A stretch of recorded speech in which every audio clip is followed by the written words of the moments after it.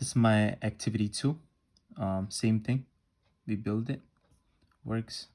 Go to tools, device programming, apply, read, and close.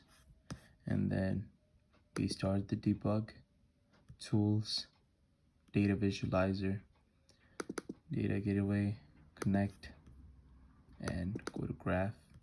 And this is the graph.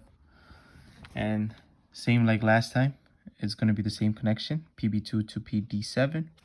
And this is my face. And we'll go back, and now we'll go to GPIO and grab the pin, new plot, start.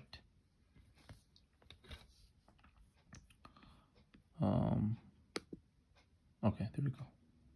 I had to, what's that? Okay. It's going through. We'll pause it.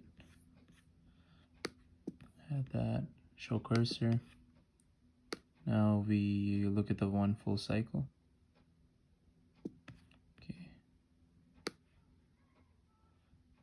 And again, now we're getting 1 Hertz as required. So yeah.